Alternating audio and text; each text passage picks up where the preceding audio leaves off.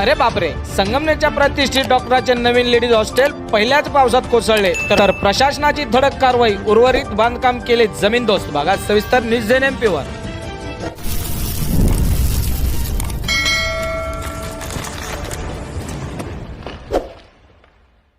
संगमनेरच्या प्रतिष्ठित डॉक्टरांचे नवीन ladies hostel पहिल्याच पावसात कोसळले, प्रशासनाची धडक कारवाई। संगमनेर शहरात नुकत्याच झालेल्या वादळी पावसाने संगमनेरमधील धोकादायक आणि निष्काळजी बांधकामाचा पर्दाफाश केला आहे। शहरातील एका प्रतिष्ठित डॉक्टरांच्या मालकीची नव्याने सुरू असलेली इमारत पहिल्याच पावसात कोसळल्याने परिसरात एकच खळबळ उडाली आहे। मिळालेल्या माहितीनुसार संबंधित बांधकाम अद्याप पूर्ण झालेले नसताना अचानक भिंती कोसळल्या। या घटनेमुळे बांधकामाच्या दर्जावर, वापरलेल्या साहित्यावर आणि तांत्रिक नियोजनावर गंभीर प्रश्नचिन्ह निर्माण झाले आहे। घटनेची माहिती मिळताच नगरपालिका प्रशासनाने तात्काळ घटनास्थळी धाव घेतली। अधिकाऱ्यांनी परिस्थितीची गंभीर दखल घेत ठेकेदार व कामगारांना त्वरित आदेश देत धोकादायक बांधकाम हटवण्याची मोहीम सुरू केली। मुख्याधिकारी दयानंद गोरे यांनी स्वतः घटनास्थळी भेट देत परिस्थितीचा आढावा घेतला आणि बांधकामाचा धोकादायक भाग पाडण्याचे आदेश दिले। प्राथमिक पाहणीत या ठिकाणी कोणतेही ठोस नियोजन नसल्याचे दिसून आले असून मंजूर नकाशा म्हणजे प्लॅन बाबतही संशय व्यक्त केला जात आहे।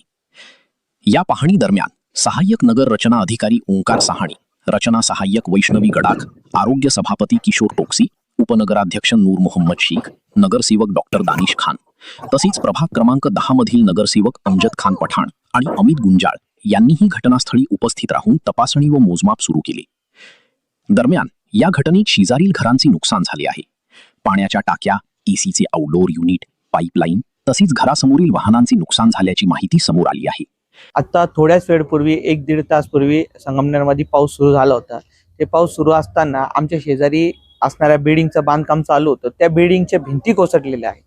हे याच्या आधी असं एक प्रकरण झालं होतं, पण शेजारच्यांना आम्ही कल्पना, शेजारचे जे लोक आहे व प्रशासन त्यांना आम्ही कल्पना दिली होती का ही भिंती व्यवस्थित नाही, बांधकाम व्यवस्थित नाही, तुम्ही याकडे काळजी घ्या। पण कोणत्याही प्रकारचे त्यांनी लक्ष न देता हे बांधकाम आता पुन्हा कोसळलेलं आहे। याची आम्हाला चौकशी व्हावी अशी विनंती। काय नुकसान झालेलं आहे? आमचं घराचे पाण्याची टाकी, एसीचा आउटडोअर, पाईपलाईन वरती बरेच छोटे मोठे प्रकारचं नुकसान झालेलं आहे। 4 व्हीलर पण आता भिंती कोसळताना एका ठिकाणी भिंती कोसळताना वरना 4 व्हीलर आमची आतमध्ये होती। आम्ही ती एकदम तातडीने एवढा काढत पुढे घेतली आणि भिंतीकडचे कोसळलेले आहे। ते आमचा जीव त्याच्यात वाचला।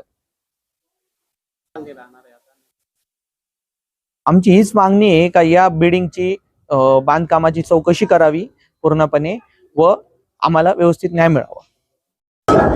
आज संगमनेर नगरपालिका हद्दीतील सुकेवाडी रोड येथे आता चौकशी केली असता समजले आहे की डॉक्टर इथफे यांचे चालू बांधकाम आहे। त्याच्यामध्ये तळमजल्याचे खाली झालेले आहे आणि तळमजल्याच्या वरती बांधकाम दिसून येते।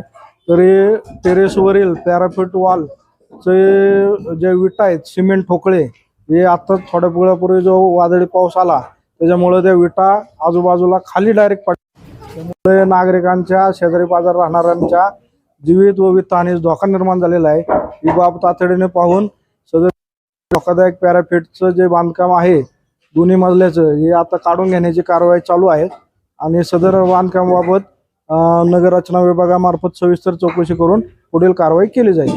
सर, तुम्ही या घटनास्थळी आले, तुम्हाला या घटनेची माहिती कशी मिळाली आणि माहिती मिळाल्यानंतर तुम्ही या ठिकाणी जेव्हा आले काय नक्की निदर्शनात आलं? मला नागरिकांचे फोन आले की असं विटा पडलेल्या आहेत, नगरसेवक आहेत त्यांचे फोटो आले की बाबा वरून खाली लोकांच्या शेजारच्या घरांमध्ये विटा पडलेल्या आहेत। त्यामुळे मी तातडीने इथं आलो आणि पाहणी केली असता की पॅराफिट वॉलच्या विटा, या सिमेंट ठोकळे विटा खाली पडलेल्या आहेत। यामध्ये काही नुकसान झालंय का? काही जीवितहानी वगैरे काही आहे? जीवितहानी नाही, पण घरांचे नुकसान झालेले आहे। आपण बघू शकता शेजारील घरांच्या सिमेंटच्या टाकीवर विटा पडलेल्या आहेत, सर्व त्यांच्या अंगणामध्ये विटा पडलेल्या आहेत। समजा पाऊस असल्यामुळे कोणी बाहेर नव्हतं, त्यामुळे थोडक्यात आपले सुदैवाने जीवितहानीची वगैरे घटना घडलेली नाही, पण हे अतिशय धोकादायक बांधकाम चालू होतं। यानंतर आपली कारवाई काय राहील? पूर्ण इमारत करण्यात येईल का फक्त जे आता सध्या धोकादायक बांधकाम काढून घेतोय आणि रितसर याचं नगर रचना विभागामार्फत सर्व चौकशी करून रितसर पुढील कारवाई केली जाईल।